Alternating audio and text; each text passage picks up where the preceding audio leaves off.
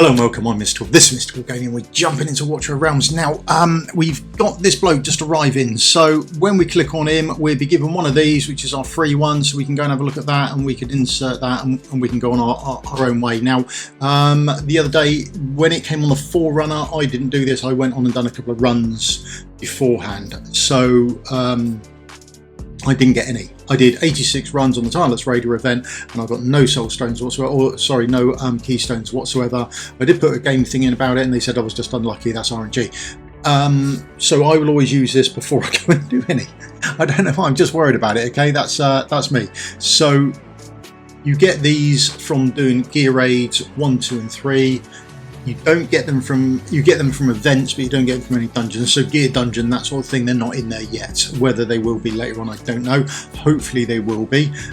So let's go in and have a look at a couple of other things as well. Okay, so if we go in and have a look at this sort of stuff when we run through it, okay, so you can put your mossy crystal in, you can insert that, and then boom, we can see we've got a boss up there and it tells us all sorts of crazy things about it. Okay, and you can put different ones in there and they're different BPs, and there's different sort of modifiers around what actually happens with it. Okay, so just sort of bear in mind what's actually going on and where you're putting them. Okay, so but all the maps layout is generically the same, but the boss and the modifiers attached to it is somewhat different. Now, if you click on the bottom, you can see the reward previews. This is for the levels, not for the one you're actually doing. Okay, so level 5 is the same as level 4.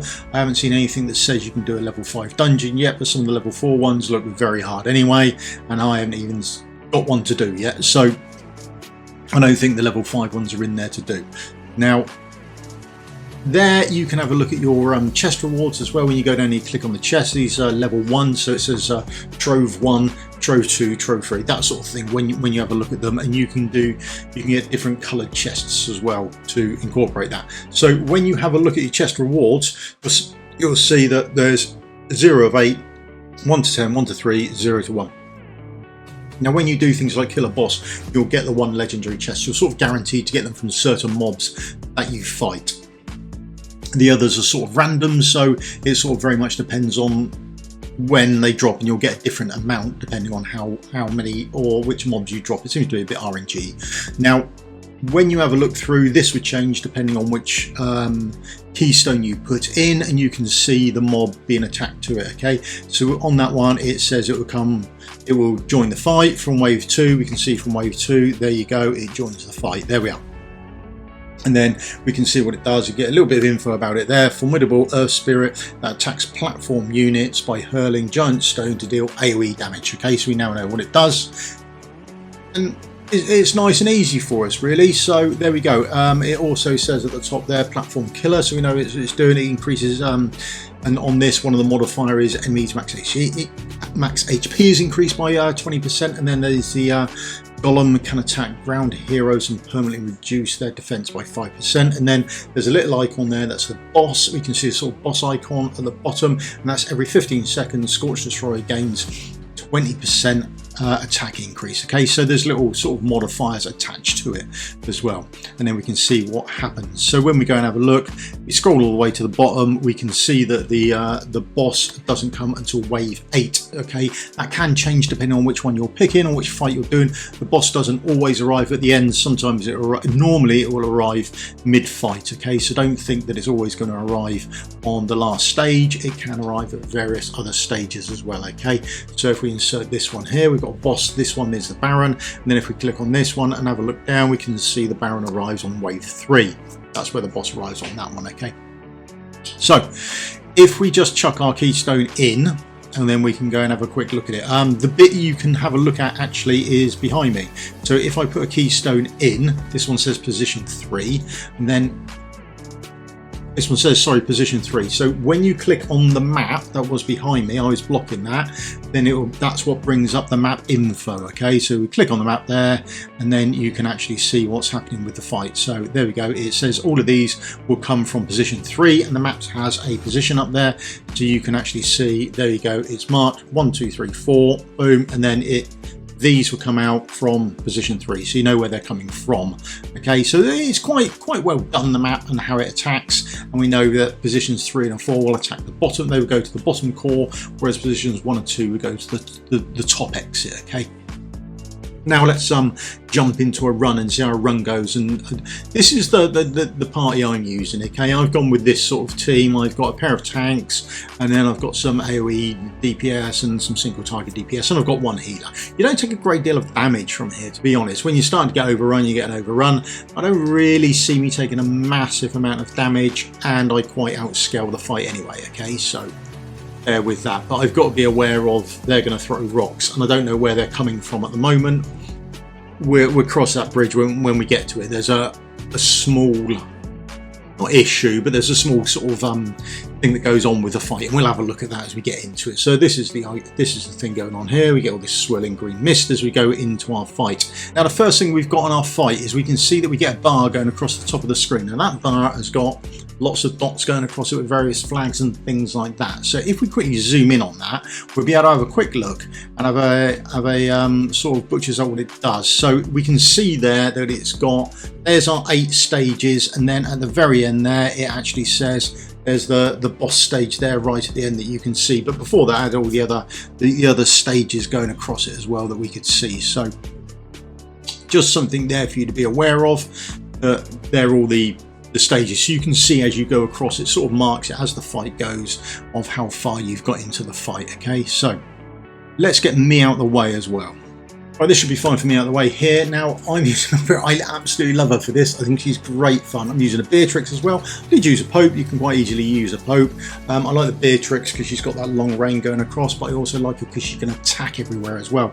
Now little girl with a circular blade, she's going all the way across. She's absolutely fantastic for this. Whether her banner is bait to make you use up all your ancients before we go into the anniversary, I don't know, but she is fantastic for this. So if you've got one user, Beatrix is there because she's got a whole range, she's got a whole map issue she's got going on as well, okay, for her ultimate, along with Pope, along with Idril, and then if you've got a Lady A as well.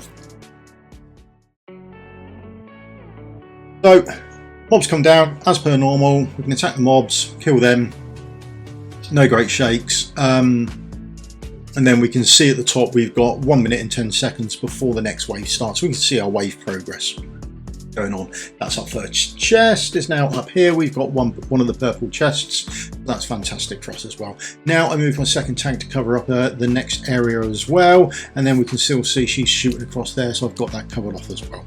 You don't need her, it just makes my life a little easier. I'm doing Uridin behind it. I don't think I even need him, but we've got him behind, so he goes in there as well. And that is pretty much it for the first, at least stage 1 of the fight. I don't want to go and use everyone too early because of what happens at stage 2.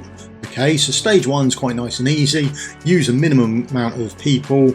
I sort of do this setup because you have a couple of people coming from areas 3 and 4 that come down to this bottom core, and then you have people from you have just people from area 2 and they come in, and then we've got Gary and he will cover that whole area there. Okay, that line is quite nice for people coming down on line 2. There we go, that's our setup. Gary doesn't need to be placed down, probably been placed down a bit too early, but it's no great shakes, and it's a nice setup I like to use. That is pretty much it. You see we've got 10 seconds going left, just waiting for them to be dead, and then when we go into stage 2, then stuff starts to happen. So stage is clear, brilliant. Now we go into stage 2. So we've got to watch out. So here, what's happened here is we've now got another spawn point. Now that is not the only place a spawn point can come as well.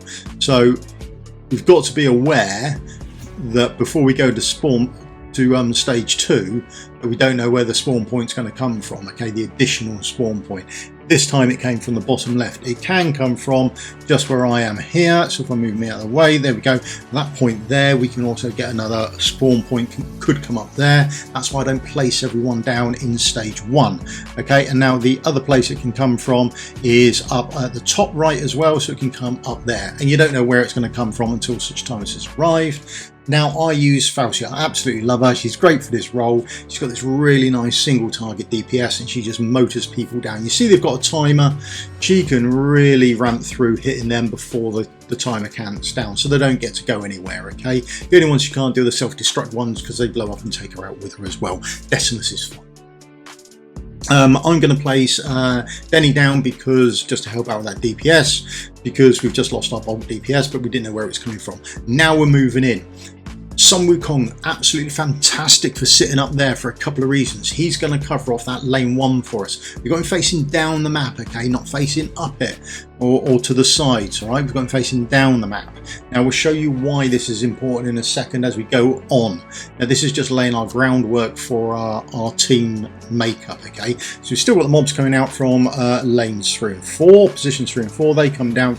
Relatively happy with how we take those out, okay? I'd be happier if we had circular blades down there again, but we haven't at the moment, so we'll cross that in a minute. Now, here we go. This is why I like Sun Wukong up here, and I like Kigari where they are as well. This is a lovely way I find to take care of these two lanes. There's Sun Wukong's ultimate area.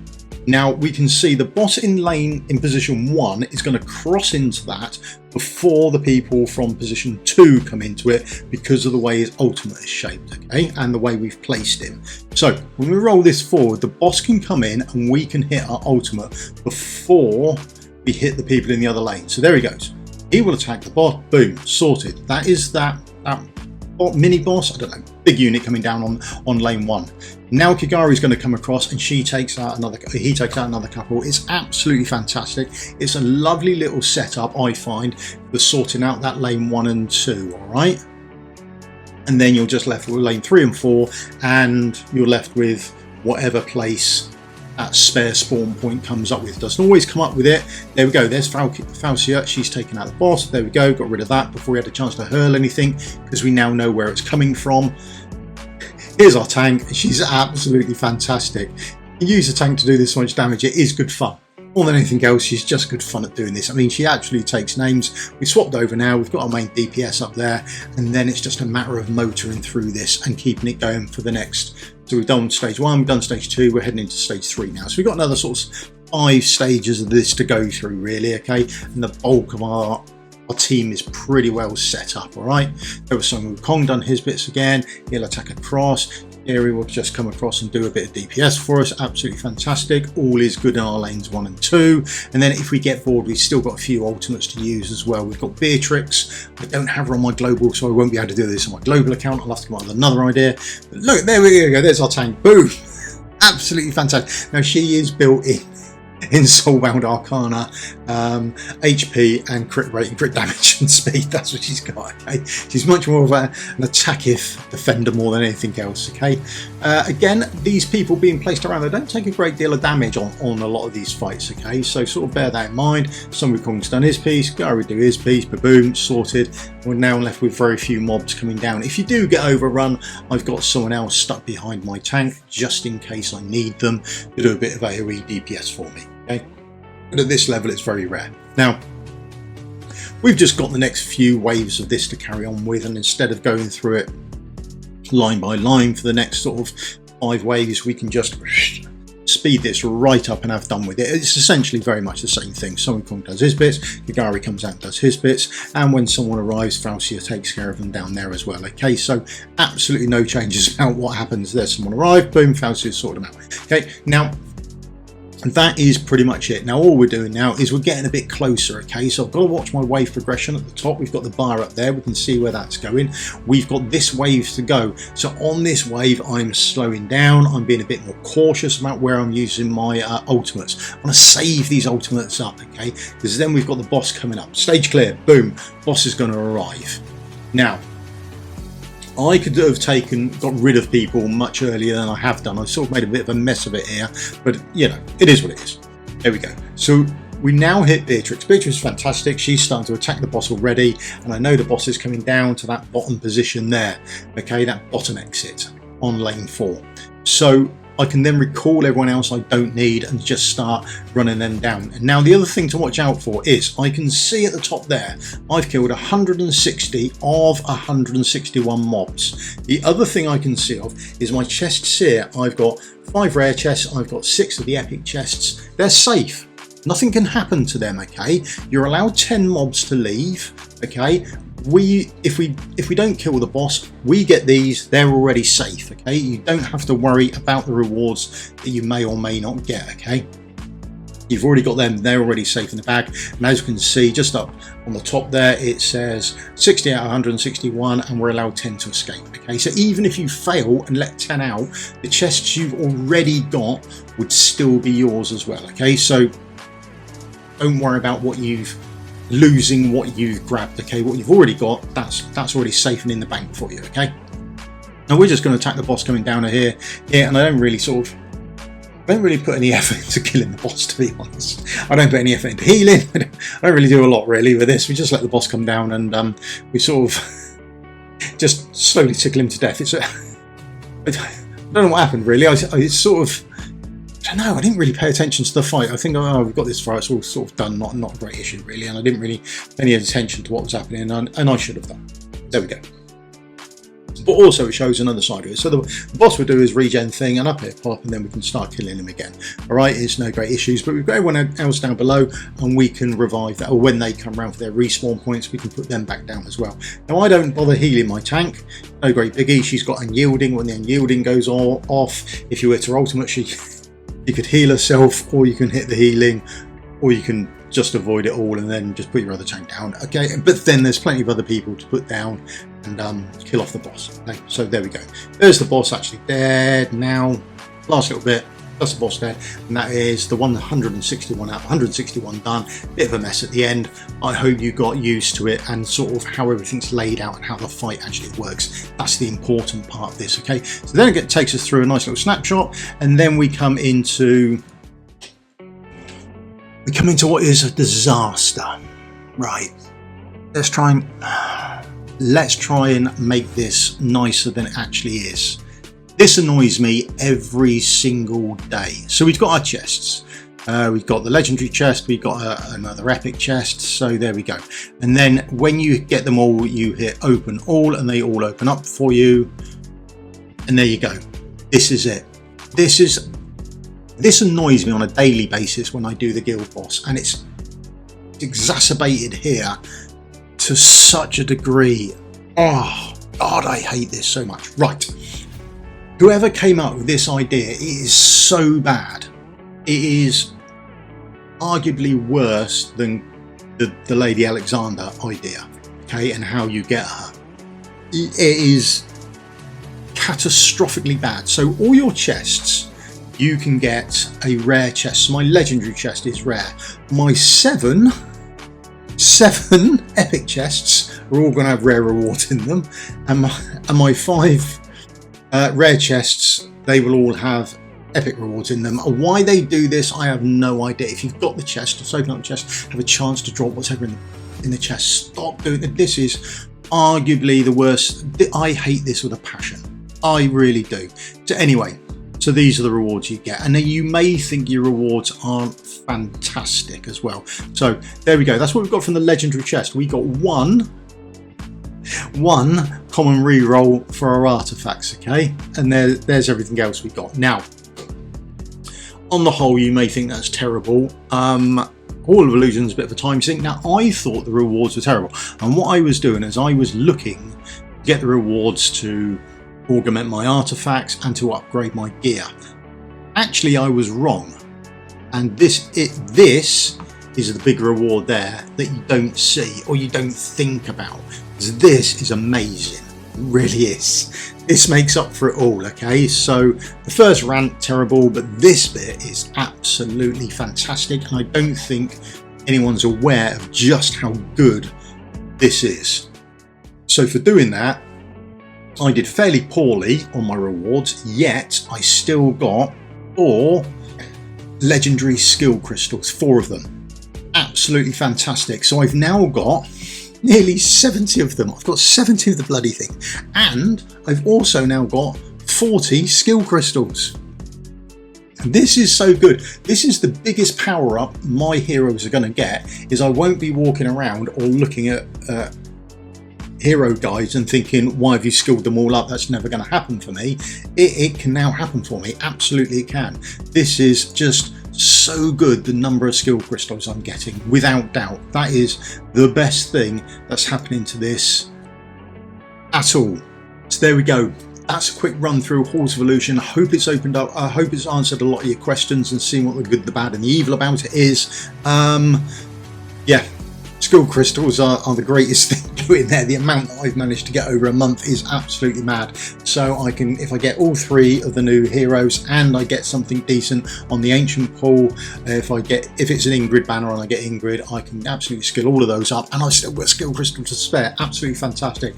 That, I think, is going to be the biggest upgrade for my account, is the number of skill crystals I've got. Okay, just remember, important things to remember, there's only three platforms. Boom, 3 platforms. Remember that before you do anything else. There's only 3 platform based units. Okay?